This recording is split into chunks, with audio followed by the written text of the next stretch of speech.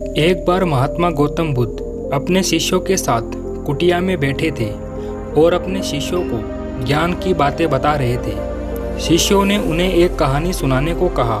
शिष्यों के आग्रह पर भगवान गौतम बुद्ध कहानी सुनाने लगे।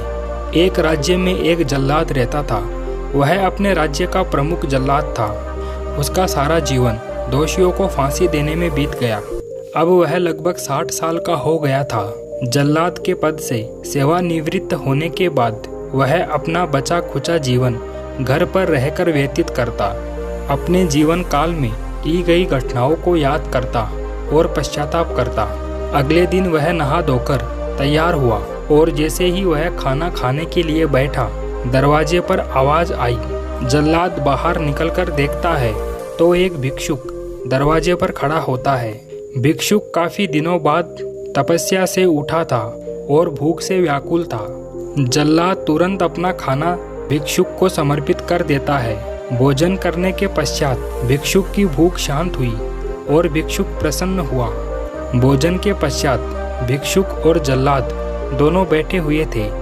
तभी जल्लाद ने अपने जीवन में किए गए कार्यों को भिक्षुक के सामने प्रकट किया। जल्लाद ने बताया कि वह अपनी राजकीय सेवा के दौरान अपराधियों को फांसी देने का काम किया करता था।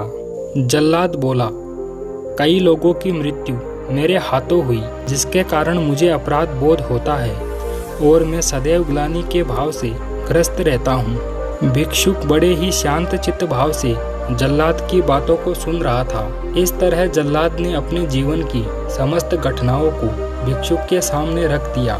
भिक्षुक ने जल्लाद को समझाते हुए कहा कि तुमने यह सब स्वयं किया या किसी के कहने पर।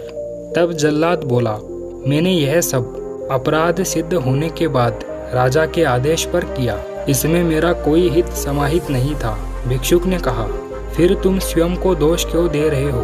तुमने तो केवल अपने स्वामी के आदेशों का पालन किया, इसलिए तुम किसी की भी मृत्यु के कारण नहीं हो। अपराधी स्वयं अपनी मृत्यु के कारण है। भिक्षुक की बातें सुनने के बाद जल्लाद को मानसिक शांति मिली और अब उसने स्वयं को आत्मग्लानि के भाव से दूर कर लिया और प्रसन्नता के साथ अपना जीवन जीने लगा।